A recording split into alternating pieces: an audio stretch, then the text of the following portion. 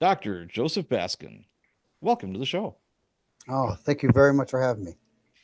First things first, I have to thank Kathleen Sweeney from Bookbrush for the introduction. I was talking to her and she's like, "Oh, I know somebody you have to interview." And I'm like, "Sure, why not?"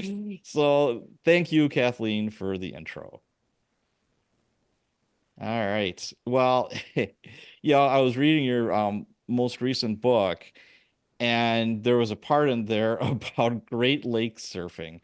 And I was thinking to myself, if I hadn't seen it myself in person, I would be like totally calling out the BS meter on you. Like, oh yeah, right. People are surfing in the Great Lakes. Because then your story is in Lake Erie, correct? Correct. Yeah. And I'm like on Lake Michigan one day, it was kind of a slower day. I drove down to the lakefront. I'm in my squad and I see two dudes in wetsuits, and it's like late fall, like late fall. Like not to the point where it's icing up, but pretty darn close. And Lake Michigan is cold year round. I mean, it's just very, very cold. And they have surfboards, and I'm like, are these guys nuts? Is this like a weird joke or something? They jump in the water, and it was really choppy, and they had these, it looked like ginormous kites almost. I think they call it kite surfing. And they were doing some just amazing stuff on there. And I'm like, in Lake Michigan? It blew my mind. I mean, have you ever seen it or have you done it? I've never done it, but I have seen it in the wintertime. You'll see it along the coast, along Lake Erie. You'll see people surfing, but it's always December, January, and the waves are kicking up, and it's freezing, but they do it. Man, that's just it's amazing to me. And as a side note, we do dump raw sewage into Lake Michigan when the water levels get too high. So I hope those guys clean up pretty well before they go home. It's so gross. Oh, yuck. No, thank you. Like the Olympics. Yeah, exactly. Very true. But it wasn't like a demonstration. It's what the city fathers thought it was a good idea to dump raw sewage into our lake, but whatever. In your latest book, Burning River, the main character went through some scenarios on a bus. It was like a potential fight. It was like building up some tension, and it was the your main character, wants to do good, and there's like young hooligans that are, being stupid, and he's thinking he's gonna have to throw down. And I immediately went to myself because I have a horrible temper, and especially as a kid. And I went through a bunch of martial arts, and what that trained me in was looking far ahead. It's like, okay, yes, I can knock your teeth out. I could break your nose. But what's going to happen after that? Somebody's going to call the cops. I'm going to go to jail. I probably won't get that job that I want. It's that once you start thinking down the road, and by the time you're done doing all that thinking, it's already diffused most of the time. The situation has kind of like worked its way through. And again, years and years of martial arts stuff. And before I was a cop, I was selling cars, and a guy that I worked with, they started like a rental agency at the dealership. He was an older cat, which is probably my age now because I thought he was old back then. And he used to be a race car driver. And he's one day, it's kind of slow, and he says, "You know what the secret of life is, Pat?" And I'm like, "I'm dying to hear it," because this guy has done like a million different things. And he says, when I was racing cars, you never look at the car in front of you. Of course, you're cognizant of it. You're always looking at the cars two, three, four, five ahead of you. He said, do that with life. He said, you should always, always, always be looking far. He said, chess players, who's the best chess players? They're like 10 moves ahead. They're not just thinking, a lot of people can't see past their noses. And I saw that a lot when I was a cop, especially command staff, it was always, the big, thing and whatever, and they were ultra reactionary and they didn't think, down the line. But this process, it saved my bacon more than one time. Where did you get it from? Where did that come from? So you're describing why people, as they age, do better with forethought, where they plan. It's called executive function, and Mm, it's the part of your brain that sits above your eyes. It's the most evolved part of the human brain, right? So it differentiates us from almost any other living creature. And it's forethought, and it's when you have dealt with, and you've dealt with thousands of guys where there is no forethought.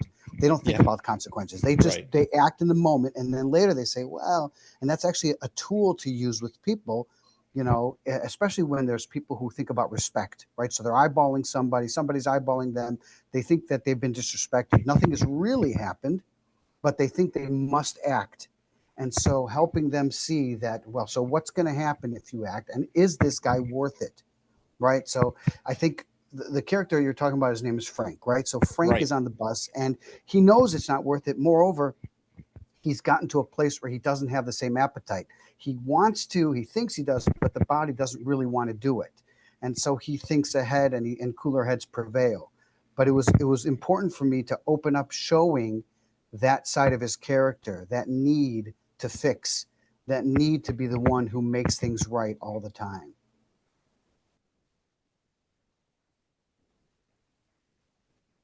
Yeah, I'm sorry about that. What I would tell you is that the ability to think of the future is something that we develop into our 20s, right? So we see kids, and we know kids are pretty impulsive, they don't think. And you've dealt with a lot of kids that you're arresting, people you're putting in jail, and you see that a lot of them don't think into the future, they think into the moment. And if they think that they're being disrespected, right? Respect being a big thing, they'll act even if it's going to cause them problems down the road, and helping them understand that what is this doing? Why is this worth it? Is this guy worth it? Is this guy worth a stretch of time you might do in lockup or a stretch of time you might do in jail? Helps them put it into the appropriate perspective. But Yeah. we all do this. Right, absolutely. And one thing, like where I worked, it was the poorest area of Wisconsin, probably one of the poorest areas in the country. And a lot of these kids, most of the kids that were doing the violent crime were like 15, 16 into your like early 30s, thereabouts. And most of them just didn't see any kind of future. That was very, Right, very common. right.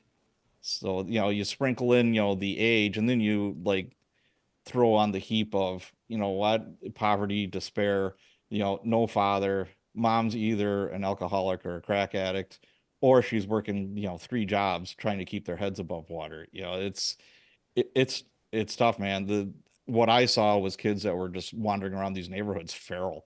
There was very little like structure in their lives. A lot of what we do inside the jail is provide reparenting, Really? provide them with that information, with that feedback, with with with validation and support, and hey, think this through. What do you think now? What do you think about trying something different, developing coping skills, things that we take for granted if we had parenting, right, growing up. Right. Interesting. Yeah, I've never heard of that. That's obviously a very good idea. That makes sense. So, your main character, he is a Marine. Were you ever in the military? I was not. Okay, so I imagine you treated numerous military members, correct? Right. So I trained at a VA, the VA Okay, that makes In, sense. in Massachusetts, but I'm always interested in these kinds of things, and I spend a lot of time around veterans, and I ask them a lot of questions, and I explore with them the different things. But I'll tell you that characters like Frank, like the main character I have, they don't like to share. They No. don't like to tell you what's going on, and so for me, a lot of it is, um, I guess you would say, not divining, but thinking about what their perspective is and understanding their character and then drawing conclusions based on that. So there's a You, lot of supposition because I don't know what's inside their mind, right. but it's pretty common. Yeah, the reason why I asked that is you seem to have a keen insight. You have a military, this guy was in the Marine Corps, he did time in combat, and you had a keen insight, I thought, by the way you wrote, broken relationships. I know it's a trope, but it's true. Absence does not make the heart grow fonder when it comes to military, couples. Usually they're younger, they're married, and it's like, okay, I'm leaving for 9 months. Well, Mrs. Smith is going to be, wherever. More times than not, you have infidelity, you have all kinds of substance abuse problems. And then when they come home, it's double hard, with all this. And it's a really tough road for these vets. You had made mention of that he had a negative view of women, which I thought was Yes. interesting because it wasn't my intention to make him appear that way. It was my intention to make him appear to he paints broad strokes for all of humanity. All of humanity. He has a sense that he knows what, and you don't have to be in the military for this to be a somebody you know. We all know people like this. They already Right. have all the answers. And my I started with the premise of what would it take to change this person's character, right? Short of, you see a guy, he's 52, he's a big jerk, he does what he wants, and then he has a heart attack, right? And then afterwards, all of a sudden, he's got this change of how, and it happens to some people. They'll change their lives, they'll change their Sure. diet, they'll change their everything. What would it take short of that to like shake him out of that sense of the world? Yeah, because there is a bit of, I thought, kind of a negativity towards females, but it was, more centered towards his, ex, that kind of thing with angst with that, and it's a common theme, like I said before, being married to somebody that's in the military and it's like, hey, I'm gone for 9 months, whether it be a sailor or a Marine or, or a soldier, it doesn't build marriages. It doesn't make them stronger. It's more attention. And again, you're young, you're impulsive, and that's yeah, it's tough. It's tough.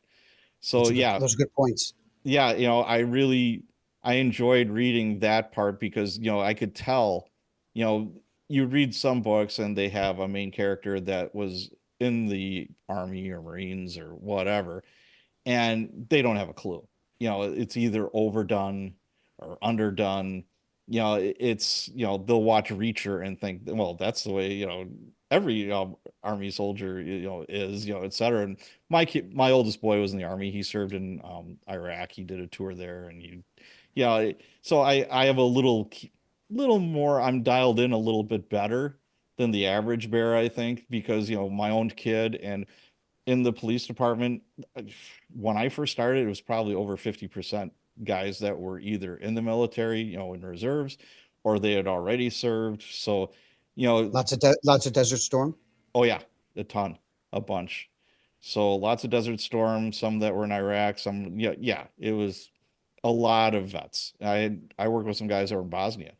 It was, Wow. yeah, the stuff, and again, like you said before, they don't like talking about it, especially to strangers. That's a tough nut to crack. And it reminds me of, I know this is kind of off topic, but Sebastian Junger wrote a book called Tribe. Have you ever read that? No, but I read It's something else he wrote. Um, he wrote a, was he the? Yeah, he wrote the boat. yep, The the one Yeah, I can't remember what A it's called Perfect now. But Storm, or yes, what was yes, it? yes, yes, yes, yes, Yeah, yes, yes. I read that. yeah. He was a war reporter in Bosnia, and he was talking about the effects of PTSD in this book called Tribe. And he was talking about like these VA groups that get together and talk about PTSD, and the person who is like leading the group or whatever, they a lot of times they don't identify the phonies. There's people in there that keep the people that really, these vets that really need this help and should be in these groups. They don't want to be associated with these people that are full of bullshit, more or less. They can tell right away. They're like, yeah, this guy's full of it. This is, nope, he didn't do this, he did not do that, he's a scammer, he's scamming the system, et cetera, et cetera. And the people that could really use it kind of stay away. They don't want to be lumped in that group. So it's an interesting book, and it's got some interesting concepts. Tribe. Yeah, Sebastian The Younger.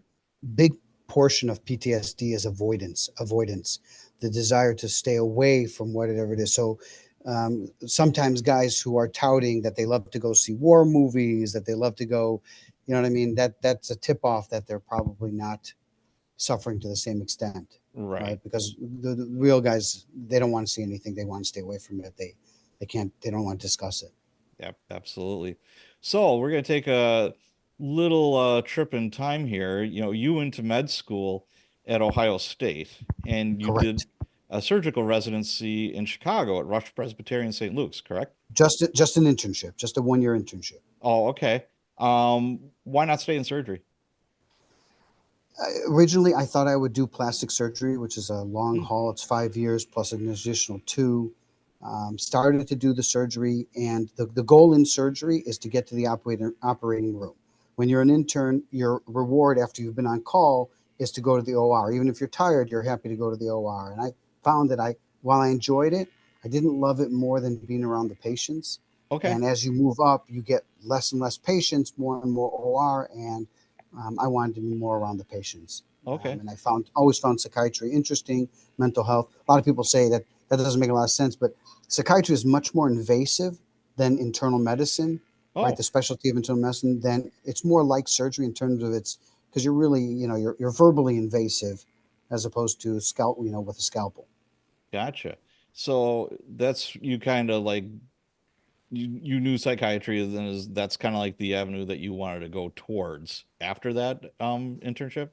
Right. So I looked for a place where I could slide into a second year spot without having to redo my first year. Oh, totally And understand that's that. so I went from Chicago to Boston. Okay. Now, Rush Presbyterian St. Luke's, here's a little fun fact. Back in 1964, I was there and I had both my eyes operated on. This was like super high-speed surgery back in the day. I'm a 6-month-old baby and I've got glaucoma. I woke up and both my eyes, my mom said, looked like golf balls. There was like they were just bulging and white. So they literally cut into my eyeballs to relieve the pressure. Six Wow. month old kid. And this doctor saved my eyesight. It was Dr. Joseph Haas. Nice. He was an ophthalmologist, and I owe him big time. I mean, he's long gone now. He was older when I was, a kid, but I had to keep going back there through most of my childhood. Like at first, it was like every 3 months to see this doctor, and yeah, just so I do know In the area. Chicago. Pardon? You came from Milwaukee to Chicago? Or? No, from Chicago to Milwaukee. I was born on the south side of Chicago. So my parents lived on the south side of Chicago. They had my two oldest brothers there. Oh, They no were in kidding. Hyde Park. Yeah, okay. And one was born at Michael Reese, and Yeah. one was born at what was then called Skokie Valley or Death Valley Hospital, which I then worked at as a surgical intern. It was called Oh, Rush North Shore. I think it's something different now. I think it's like Northwestern. It's up on Golf. It's yeah. up in, yeah. So I'll be darned. Yeah, I was born at Holy Cross Hospital, right across from Marquette Park. That's where I was born. Right where famously the Blues Brothers have that one scene, if you've seen the Blues Brothers, many where times. there's the Nazis on the bridge. Like Right, right, in right. this I hate Nazis. yeah, I hate Right. So Illinois Nazis. Yeah. I hate Nazis. It knocks them off the bridge. Yes, that was directly across from where I was born. And when Nice. I was a kid, I remember going there with my grandpa to that same lagoon because people would have like remote control boats and they'd like goof around with these boats. And I thought it was like the coolest thing ever. And, we'd have like, bring a couple sandwiches and some beers and call it a day. It was great. I thought it was fantastic. So I'll be darned, small world. So you switched to psychiatry, you went to Harvard South Shore program in Correct. Brockton, Massachusetts. That's right. Home of Rocky Marciano. Oh, very cool. So you're a Harvard grad then, huh? Well, Kind there's of, the sort of. Harvard College. Nah, there's the Harvard College, and then there's everybody else. I just Okay. went to one of the residencies, but it was All good. right. It was a lot of available resources, and I tried to take advantage of every one of them. All right. I was looking through your bio and it says additional fellowships in the specialties of psychodynamic psychotherapy, Freudian-based without the sofa, and forensic psychology, the interface between the law and mental health. Why these specialties? And can you kind of explain them? I've never heard of psychodynamic psychotherapy. So, yes, in the olden days, I would say 30, 40 years ago, every psychiatry residency dealt with talk therapy. That was a staple. In the 70s, when the biologics started to come up, the Prozacs are later, but the Mm. drugs for it became much more biological, right? Which many people will say was the right move, but what was lost was that kind of training in how to frame somebody's character, how to frame their development, how to treat them without pills. So Freudian therapy, Freudian psychiatry is primarily analysis, right? You sit on the couch 4 days a week. You do that for years. This is that same philosophy, but without the intensity, without the 4 days a week. It's using those same principles in developing a therapeutic kind of model, but not with that same intensity. And it's a 2-year fellowship. And then forensic psychiatry, that's psychiatry in the law. That's the sexy part is you're sitting in court and you're testifying that this guy's not criminally responsible, right? It's the Gotcha. John Hinckley case. It's the Vincent Gigante, the Right. Or Jeffrey the Dahmer. mafiosa, Yeah. Jeffrey Dahmer. Yeah, yes, exactly. Ted Kaczynski. Those are the Yep. sexy cases. But it's the more bread and butter is competency to stand trial, right? Can somebody stand trial? Can they assist their lawyer? Can somebody go back to work? I did some police stuff. Is this person fit to go back to work? That Oh, kind of okay. stuff. Making wills, ability to write a will. That's the civil side of forensic psychiatry. The treatment side is correctional psychiatry. It's the treatment of the correctional, patient, jails and prisons. My first job out of residency was in a prison in Massachusetts, and it Okay. was an unusual prison because they had one state hospital, and it was a level 4 prison that took in max guys, like guys on max, who said they were suicidal, and took people off the street who were pre-trial. So they're just Oh, wow. arrested, but they're crazy and they need a place to be housed safely. And I worked on the intake unit, the admissions unit of that hospital, and it was all comers. Very, very interesting. And it was at that moment that I just fell in love with that process. With Wow. with You know, it's interesting because, this another book just popped into my head called Weekends at Bellevue. I don't know if you've ever, I forget who wrote it. And it's a story of a woman that was in charge of the psych ward at Bellevue Hospital for the weekends. So she would go in on Friday and spend, the entirety of the weekend. She'd leave on Monday. So she was there all weekend long, and just all the stories and stuff is just, it was incredible. It really was. That's a great lots of book. stories. I should reread We, that. But yeah, it's interesting how you're talking about how, psychology has kind of shifted from, having somebody in your office talking to them 4 days a week, or, that interaction, to more moving more towards pills. And we'll talk about this a little bit later because I'm not anti, psychotic drugs. There are people that need it and should be on them. There's no doubt in my mind. I think it's overprescribed. And I think the talking part has kind of gone by the wayside. But what's interesting is we have seen this like resurgence of that, I think, because you have all these apps, even. You don't have to go to a doctor's office. It's on your phone now. You could like it's almost like a tele psychiatrist. I know I forget the name of the apps, but there's apps where you're like you can like you're getting matched up with a psychiatrist or a therapist, and you can talk for like, an hour, a week, or whatever the case may be. I haven't used it, but I know people that have, and they seem to like it. it's accessible. It's Right. accessible. That's the big thing, right? Accessibility is a big is important. I am so the reason I did that additional training in psychotherapy is because I find it more interesting. I find it very fascinating, and I would agree with you 100%. There are people who are ill and they have brain illnesses that we just don't have the right ways of understanding them because Right. our understanding of the brain is too primitive. We're in our infancy of what we understand. I mean, the human brain is the most complex thing in all of the universe. There's nothing that even comes close. So I'm not ashamed that we don't know exactly what's going on. The complexity is too much.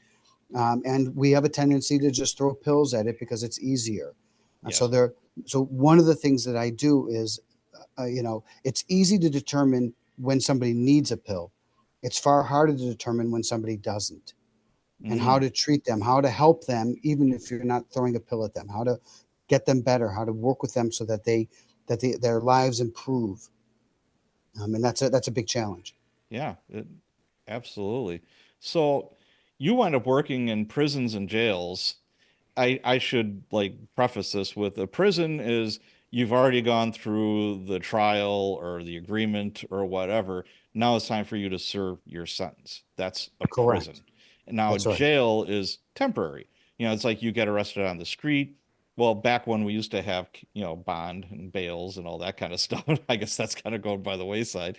You would be waiting for somebody to bail you out, and if that didn't happen, or if a judge is like, "Hey, dude, this is like your fifth time," there is no bond or bail for you. You're going to stay here until, X, Y, or Z. So that's a temporary housing of inmates. And also, if say you get arrested and disorderly conduct or like a low level drug offense or something like that, you might serve your 6 month or 3 month um sentence in the county jail instead of going off to a prison. You might just Local stay time. there. Pardon? Local time. Yes, yes, absolutely. So that has to, that gets mixed up a lot in, books or movies or whatever. It's a pet peeve of mine. So yeah, they're two distinct things. We share the same pet peeve. I always Yeah. tell I always tell people it's pre-trial detention. Yeah, Pre-trial detention. And COVID changed things a little bit, right? Because right. before COVID, we might have had 2,000 inmates. We emptied out half the jail for COVID Yes. because we were worried. The prisons were losing people, and it slowly crept back up, but we've been able to keep it down to around 1,600. Gotcha. It's So still pretty sizable. so you wind up working in jails and prisons. Which do you prefer working in? The jail or the prison? Definitely the jail. Definitely the jail. I like Why? so the work I did in the prison was more akin to a jail, though I did also regular prison work because the acuity meaning what's happening at the moment is far it's much more rich, and it's much more subject to intervention. I surprise people when I tell them that I don't treat depression very often. If I see 5 cases in a year, that's a lot, and they Wow, would I'm think, surprised. "Wow, right," Yeah, because depression. Who's not depressed to be in jail? But right. sadness or reaction and depression are very different clinically, right? Depression is an extended period of time. It's other symptoms that you see, loss of interest, things of that nature. These people are shocked. There's a lot of psychological shock. And I got to imagine in your career, you saw a tremendous amount of psychological shock. So I see a lot of that. I see a lot of crazy. I see a lot of drugs making people crazy. And I see a lot of mania, right? So bipolar is the depression, what used to be called the manic depression. I Yeah. see people in a manic state, which sometimes can look very similar to somebody in a psychotic state. And I get to treat them in the moment, and I get to see them stabilize. And it's very, very rewarding. But How it's do you treat also somebody like that? pills, Pills? meds. Okay. Yeah, it's endlessly novel. Meaning, there's always new things, and it keeps you on your toes. And I like that very much. I think the benefits in the prison is it's more of a community, and there's value to that. Like I do miss some of that. You get long term community, but in a jail, I get sicker people. Okay. So you maybe have how can I put it? You have like almost instant gratification where you can see what you're doing actually has an impact, right? Or Yes, fairly but quick. it's also it would be like a trauma surgeon versus Ah, doing gallbladders or doing just gotcha. things that are not urgent. They're more routine. I'm dealing with things that are happening in the moment, and I'm addressing them moment to moment. Gotcha. Probably my personality, more suitable to my personality. That makes total sense to me. So you were also a college professor, right? You did some teaching?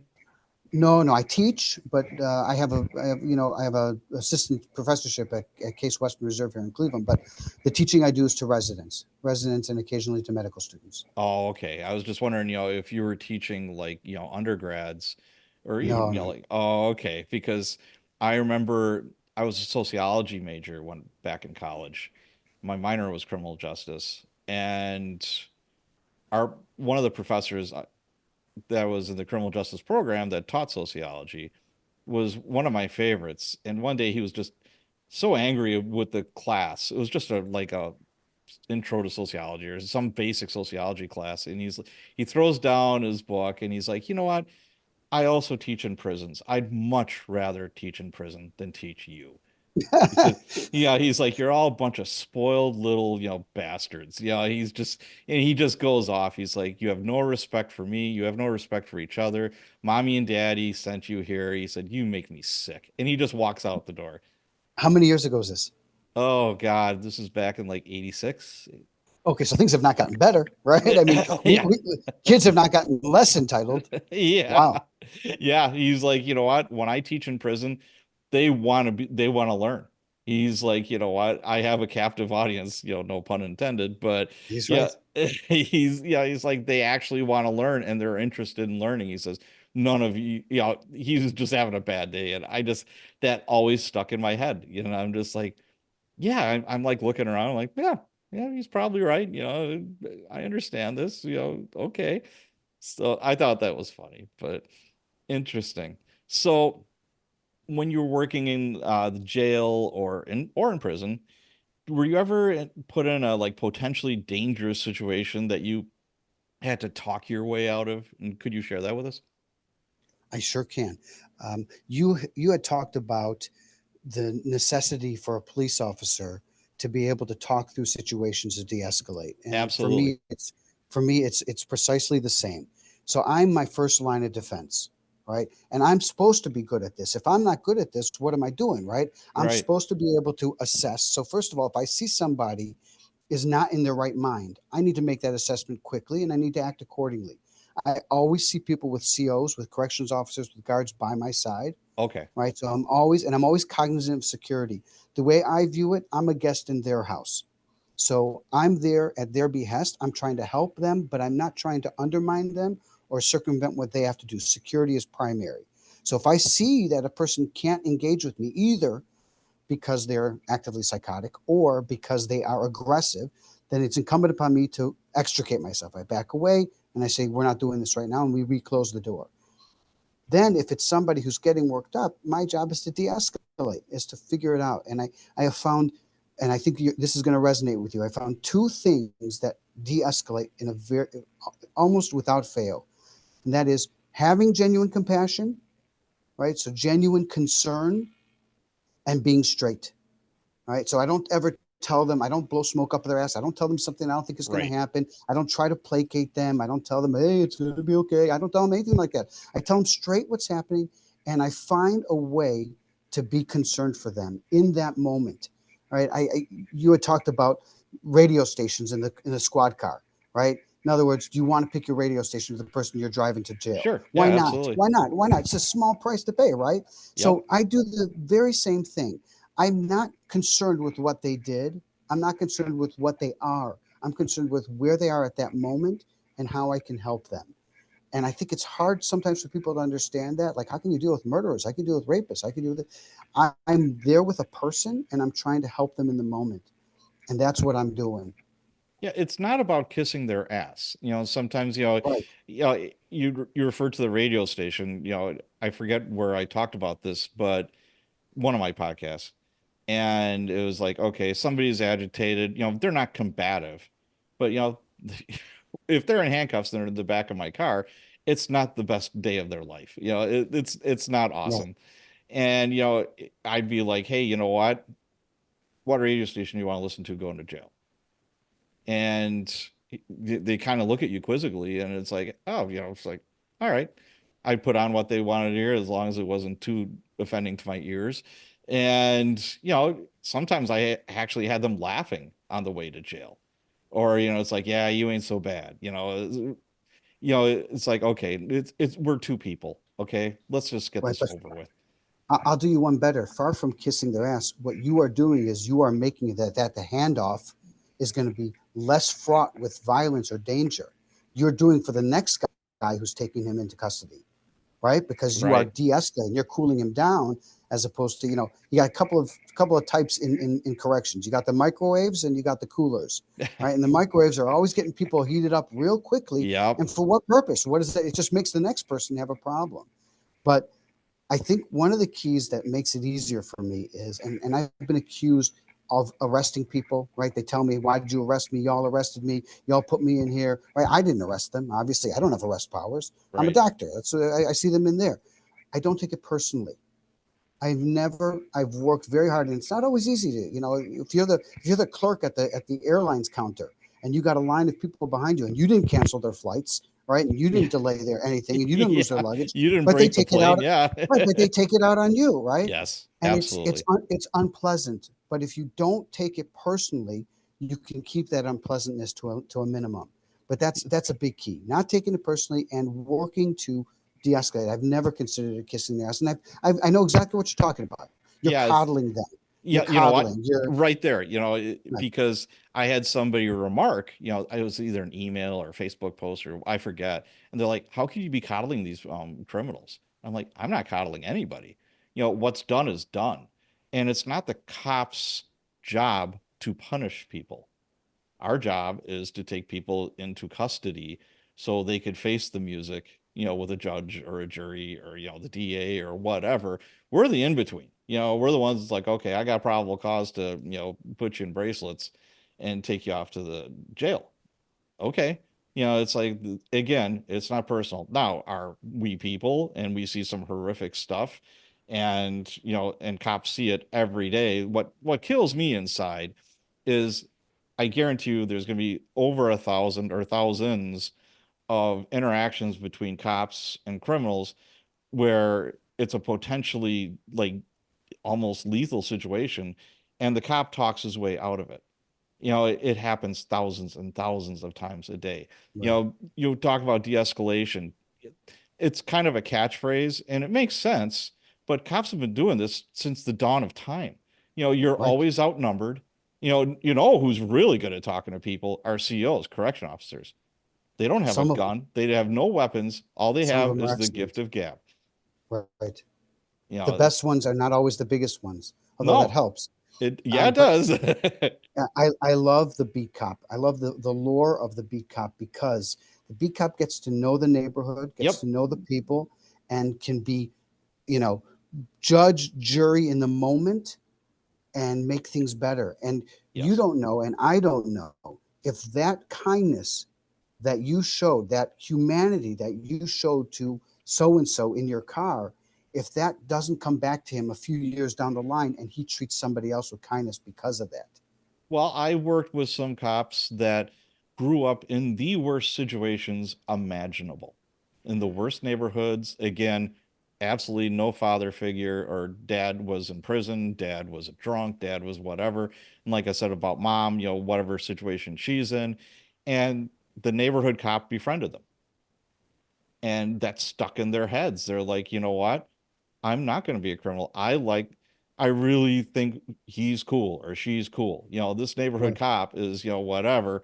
And it's kind of stuck in the back of their minds. And lo and behold, 25, 30 years later, they're retiring from being a cop. So, you know, if there are any cops listening to this, yes, what you do does make a difference, and you, most of the time, almost all the time, you never see that difference, but you do. Right. Only It if it goes bad. yeah, oh, no lie there. It's like TSA, right?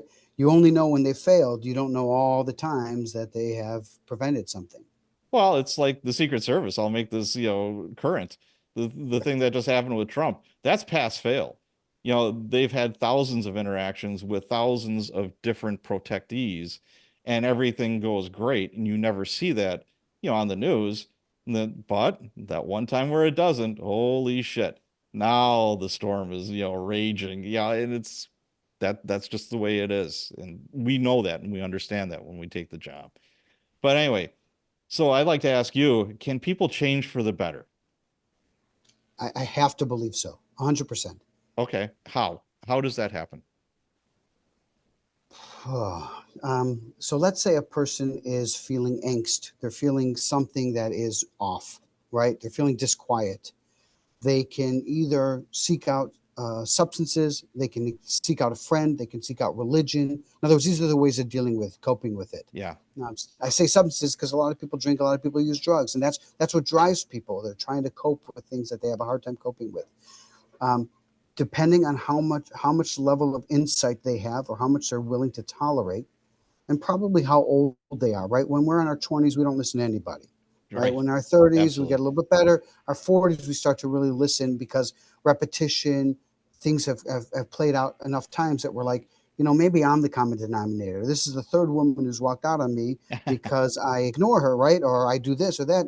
These relationships are having the same endings. Maybe I'm the common denominator.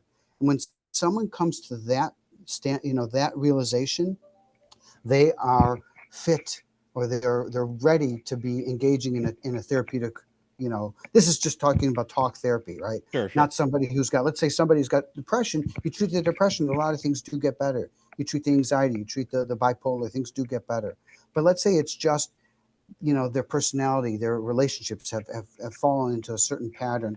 If they recognize that they are responsible for it, then it helps.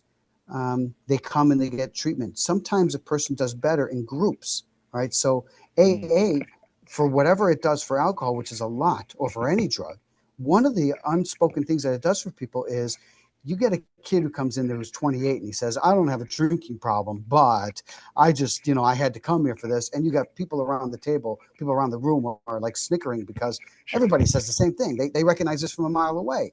And if your peers tell it to you, as opposed to authority, it has more of an impact, Sure. right? So you get to a place where you say, I got to change me. And you can see, you talk about the phones before. There's so many self-help things. If you're on Instagram, you're on Facebook, you're on any of those, you're seeing a lot of self-help things roll up because they're popular. People do want to improve. They want things better for themselves. So it's also a captive audience. People want that. Like they want to get rich quick. They want to feel better about themselves. How about criminals? From looking through my lens, a lot of the people that I arrested or was, dealing with, it's like, you know what? I understand the path that they took, and I think they're broken, more or less. But there's a small percentage that were, I thought, pure evil. You're like, holy shit, there's no change in that guy. Do you think there is, that, or I do. through your lens, what do you see? So I would reiterate what you just said. There's a continuum. There is people who you can tell they're not bad people. You give them enough support and you can see that there's kindness, there's understanding, there's empathy, right? There's the ability to relate to another human being. That's a big key, right? I think when you see evil, what you're seeing is action without any empathy. No regard for what happens. And the term that we give to that is psychopathy. Those are Mm, people who just have they don't care. The very good ones, the adept ones, are the ones who can mimic what it looks like to be a caring individual. So they look like they're caring, but they really don't care one way or the other. They do what they want without compunction, without conscience. And there's definitely a continuum. And there are some people, the hardest ones to deal with are the ones who are like that, who also have psychotic, they have breaks from reality. And those breaks from reality, coupled with their tendency to be evil, very difficult to deal with. yeah, because it's like, okay, you deal with somebody that, they're drunk, they're stupid, they're in a situation and they do something they shouldn't have done. And then we go arrest them. Then I would have the carjacker at 1 o'clock in the afternoon, where a pregnant lady that's like 30 years old in her minivan is trying to get her groceries out. She's trying to park her car in the alley, or her minivan, and she's getting her groceries out and she's getting so some asshole has to come up to her and carjack her, throw her on the ground. But you know what? Let's give her a couple of kicks in the stomach just for good measure. And I'm thinking to myself, you are nothing but pure evil. Really? It's not enough to traumatize this woman. It's not enough to do that. You have to kick a pregnant woman, really? Or like crimes against elderly people. You're like, Because you've already subdued her. yeah, absolutely. She's on the You've already, ground. the deal is done. Right. There's no threat to you whatsoever. You're going to go and take off with this lady's minivan. And again, this was not in a great neighborhood at all. And she relies on, it's not brand new by any stretch of the imagination. But you got to be that big of a dick. You got to be that big of an asshole to do that. Where does that come from in somebody's head? Anger, impulsivity, rage, and lack of feeling, right? Lack of Man, empathy. it just, Maybe being the street cop again, it's like you try to separate yourself and try to be neutral and all that, but you're a human being. Immediately you empathize with this victim. You're just like, oh, if I see this guy, I'm gonna freaking, I don't know what I'm gonna do. I'm gonna do something bad. but you don't. You You think don't. it, but you don't do it. That's Right. professionalism. That's the nature of the job. I tell people many times, it's not the question of whether you think it. That's not what differentiates. We all think those things. It's what you do and how you cope with it. Yeah. Oh, Um, absolutely. So, the person, I'm sorry to interrupt, but the person no, that go I ahead. fear the most is the unmasked armed robber. That's an aggression that I fear the most. Most murders are done in the fit of the heat of the moment. Yep. Most, not all, but an armed robber who doesn't bother to hide his face says, "I don't give a crap. I don't give a shit. Who knows who I am? I'm Right. taking what I want, and I'm dangerous." Yeah, that's very, very scary stuff. Absolutely. So earlier on, we're talking about psych drugs. It seems like more and more people than ever are on some type of psych drug, especially young people. It's shocking to me. Talking to my friends, like when I was a kid, almost nobody was on them. And some people should have been on them. There's no doubt about that. But now it seems like, yeah, I'm depressed. I'm anxious. If you talk to any like high school or college age kid, yeah, I've got depression. I've got anxiety. Well, welcome to the world. We've all got that. It's like, but it just seems like these doctors are just throwing pills at them left and right instead of is like, hey, here's some coping mechanism. You know, here's maybe you should be looking at it this way or try this. It just seems like it's a knee-jerk reaction now. But it seems I like these kids aren't getting any better. It seems like mental, illness is getting worse and we're drugging it even more. I don't like I don't represent all of psychiatry. I certainly don't represent child psychiatry. What Right. I'll tell you is that I agree with you in the whole, and that was one of the reasons why I wanted the additional training. Another one of those reasons. I wanted more. I wanted every tool at my disposal to be able to help somebody. Um, there are medications for depression and anxiety that don't work as well. They're not as efficacious. They don't have as much success, partly because they're overprescribed. They're given to the wrong people. So there Mm. are people who you have had in your life who have had moments of feeling down, a couple of days, they pick themselves back up. The clinical depression, right, that we treat is lasts for a long time, and it has an impact on their work, right? So diagnoses, you can take a look at diagnoses and you can say, oh my God, I have that, I have that, I have that. But the key to diagnosis is, what is its impact on your level of functioning, right? What is its impact on your ability to do what you normally did? How much have you made a departure from who you were? And that's a big thing. So if I see somebody who's got mild depression, I recommend that they do counseling and therapy. If I see somebody even with moderate, I tend to lead them towards, what can we do to change some of the stressors. When Right. there's severe depression, now we're talking about medications, but it's never medications in a vacuum. It's never, here, take this pill, you'll be fine. It's always, this is the start, and we need you to do X, Y, and Z, all that other stuff. But there's a continuum, right? Professionals in any profession, some people are more conscientious, some people are less conscientious. Some people are good at diagnosing, some people are not good at diagnosing. And some people have a knee-jerk reaction. They hear depression, they give pill. Depression pill, they're handing it out. And Right. they're not spending time. They're doing 15-minute, 10-minute checks. Right? That's and we live in a society that is unfortunately moving towards anarchy, moving towards chaos, because that's life, right? Entropy. Everything moves towards chaos, and we're moving away from the family unit. We're moving away from Right. certain things that made it easier, and we're more cognizant of what people are going through, but we're more ready to diagnose everybody with something. And people, by the way, this is another thing, they want to own that. There are some people who identify very heavily with those kinds of illnesses, which I also don't think is very healthy.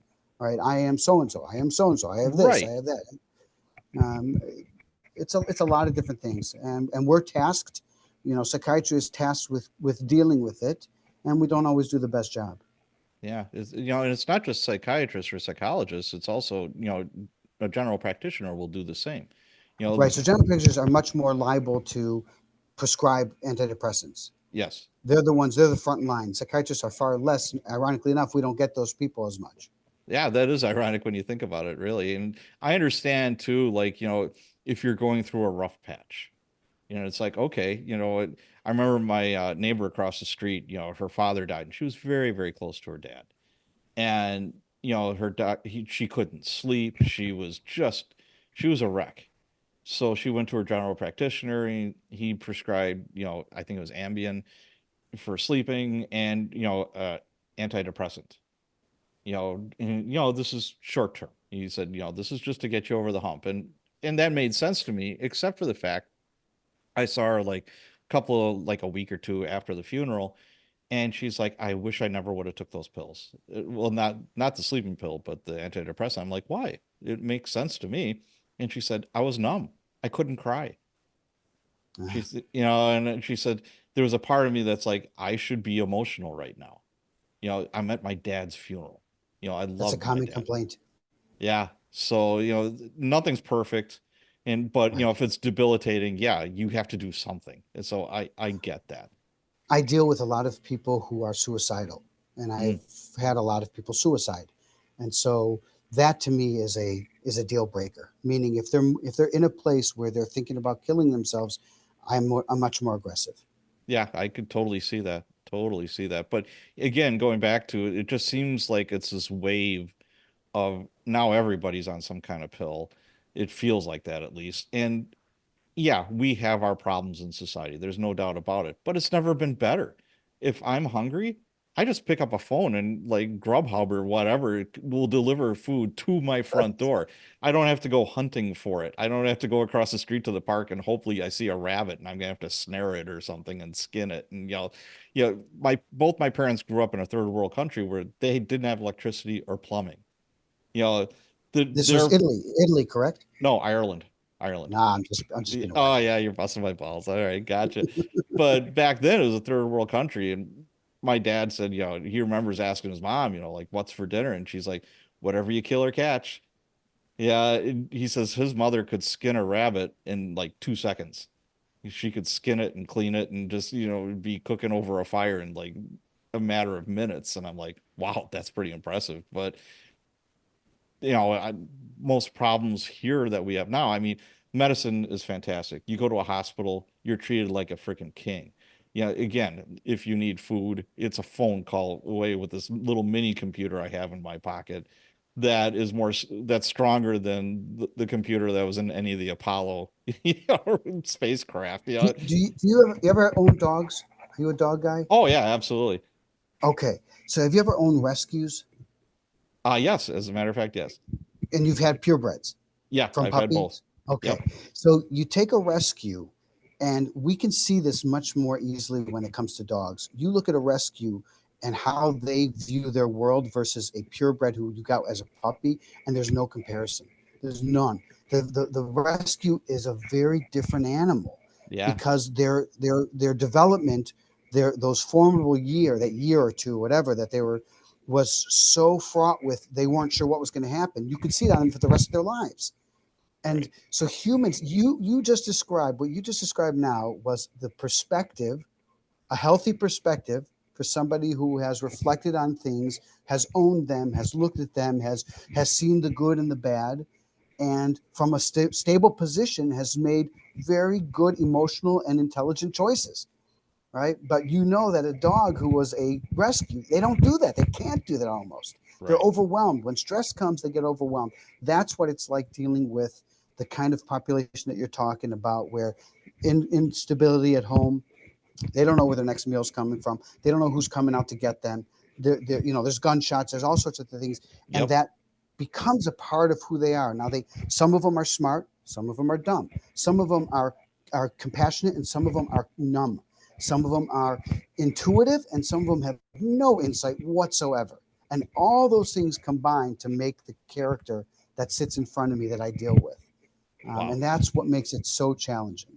Yeah, but challenging, but I think it's better than, how can I put this?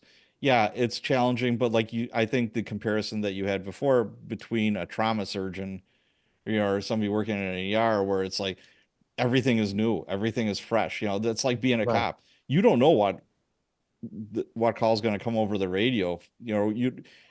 What happened yesterday may or may not happen today, or it may probably won't happen tomorrow, but that was the allure of it as well. Right. You had a writer who was a carpenter. I'm sorry, I can't remember his name, but he talked about ADHD, that he had ADHD, that Mhm. he likes things that are novel. And so this dovetails into what we were talking about in terms of how we view kids. Okay. Some kids belong in a seat, in a chair, and they don't fidget.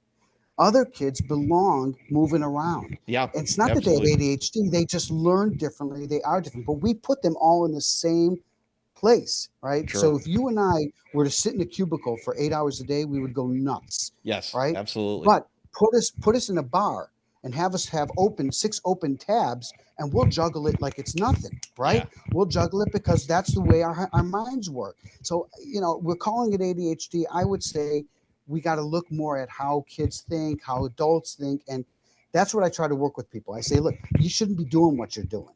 You don't belong there. You're not. You're Sure. not. Your temperament is not good for you. You need to be doing things that cater to who you are, Okay. to how your style is. That makes total sense to me. All right, let's talk about writing. Why write books? You've authored what, 5 books, I think it is? Yes. So why? Yes. I think the bigger question is, not why do I write books, but why do I have to write books? Okay. Right? Probably for the same reason that a lot of people have to write books. It sits on my head, and it's got to come out somehow, right? So when I'm writing, I'm a grumpy, irritable man, and when I'm not writing, I'm a grumpier, irritabler man, right? That makes I love it. You're the first person to actually put it to me that way. I absolutely love that answer. That's spot on. But what I find interesting is like, the numbers change anywhere between like 75 to 85% of people say they've got a book in them. And I think almost everybody does, but very, very few actually do the deed that actually put in the work. And it's like bravo to anybody that writes a book. It's just you're putting yourself out there, you're very vulnerable, and it's a ton of work, and sometimes for very little return. Right. It's a hard time to be doing this. It is. Right? I see it as 80,000 people or 100,000 people in LA Coliseum all screaming out to be heard to an airliner that's flying 5 miles above. You Yeah. know what I mean? I Yeah. mean that's what our chances are. But I think we write because we have to, Yeah, because we I want to say something. We want it to be out there. absolutely. So what genres do you write in and why? This is probably why I don't have much more success. I don't know if you'd call it thriller.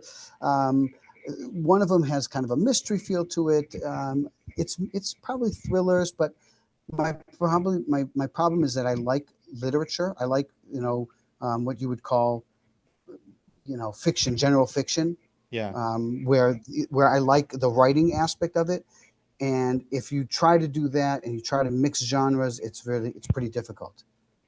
Gotcha. So let me ask you this, when you're writing a book, do you have like this huge elaborate outline, or you just fly by the seat of your pants? Both. I've done it Okay, both ways. you're a Um, plancer. I'm Yeah, I tell you, I labor under the delusion or the problem that I should be able to spill it out on paper like Mozart when he's writing music. You know what I mean? Which is it's Okay. foolish. It's absolutely foolish. So I try to work everything out before I sit down, and that's just Okay. foolish. I try to hold in my head Ernest Hemingway's number one line, which is every first draft is shit. Right? I try to keep that in my head and just put it out there. And you had somebody else that said something similar. You just try to get everything out as I can and not have to be perfect, and be willing to race things, be willing to get rid of whole chapters, be willing to get rid of stuff, not to be so possessive of it that you think that if I cut this bit out, I can't live with myself. Yeah. But I don't succeed most of the time. I think it was Nick Petrie said, just write the shitty book. Just Right. get it over with. Yeah, usually your first book is not going to be the book. It's not going to be your best work. And again, you can't edit a blank page. You got to have something out there. So, yeah, absolutely. That's Where do good. you I find, like that. You can edit a blank page. yeah, where do you find the time to write? I mean, you're working full time, right? Yeah, it's nights and weekends, and it's harder. I Okay. have kids, and as they've gotten older, it's become increasingly difficult. Yeah, you've got what, 4 kids and 3 dogs? Four kids, And 3 dogs? four kids now, two dogs, Oh, now. okay. Yeah, I at one point in time I had 3 dogs, so I feel your pain. Yes, absolutely. So, marketing, what works best for you? What do you think sells books for you? That's the tough part about writing, right? It's like you get Yeah, you I don't. you do all this writing and you're polishing and editing, and finally you're happy, and you throw your baby out into the world, and it's like, okay, now the real work starts.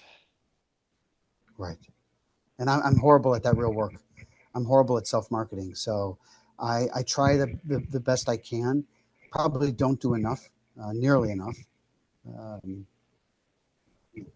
I don't have any answers for you because I don't, Okay. I don't think, Well, I think you're I'm not building a good at it. platform. You've been on other podcasts, and I think, Yeah, I just try. keep on building that platform. That's huge.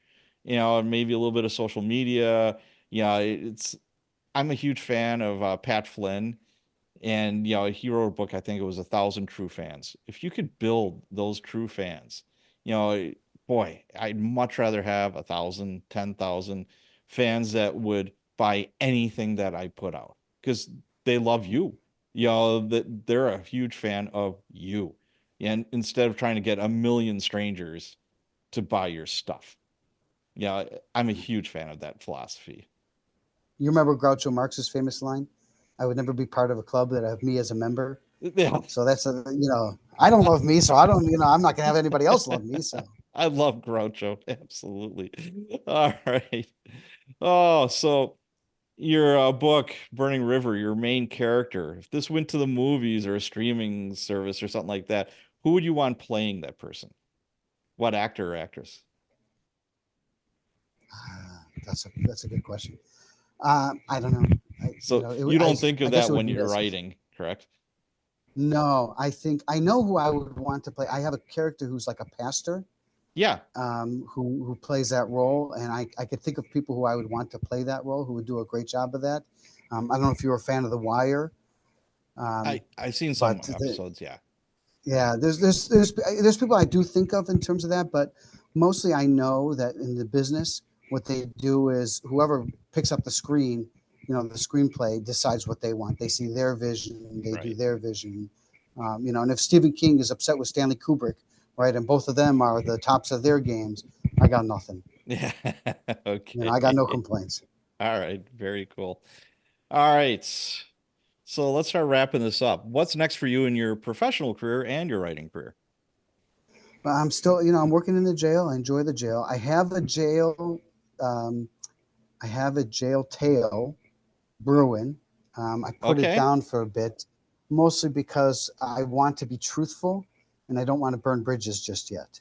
Okay. So that one is a little bit on hold. But I am right in the middle of the criminal justice system. All right. And I've seen every aspect of the criminal justice system. And what I can't do is I can't go back in time to a period in my life when I had faith in the criminal justice system. Not because it's a bad system. It's the worst system aside from all the others in the world. Right. So it's the system we put in place. And the reason it's garbage is because it's run by humans. Right. And so if you hold the criminal justice system responsible for its errors, then you probably hold religion responsible for the errors of the humans, which I think is a mistake. I think there's two things: there's religions as is conceived, and then how humans practice it. And we're crap, right? We mess everything up. So I I see it from the legal standpoint. I see the judges, I see the lawyers, I see the police, I see every aspect, probation, every aspect, and it's a bureaucracy, and it's just a horrible bureaucracy. So I want to call attention to that, but I don't want to burn bridges. And I'm not looking to burn anybody specifically. I'm actually looking to Right. tell it as it is. So I've put that on hold, and I've started to work about warring funeral homes going Okay. to war with each other in a sort of a dark humor Yeah. in a context of an epidemic of a drug that causes people to look like they're dead but they're not dead, Oh, right? wow. And so that's where I am. I'm trying to make that work. Okay. So The are you going 10,000 to years ago. continue working in the jails, do you think, for a while, or? I do, yes. Okay. Well, do what you enjoy. Obviously you have passion for it, and that's your niche. That's your niche. Good for you. Right. Um, I was going to ask you, you're married to a physician too. Your wife is a Correct. doctor. Have Yes. you ever been in a situation where you're like at a restaurant or on an airplane? It's like, is there a doctor in the house? Well, yes, there's two here. Did anything like that ever happen to you? No, no, Oh, but we did do camp work, right, where we go to a day overnight camp, and we serve as the doctors for the camp. Okay. And we divided labor. She liked certain things more than I liked them, and I liked certain things more, So I just anything orthopedic, right? So any breaks and sprains and bruises and things like that, I would tackle, and she would tackle more the illnesses and things of that nature.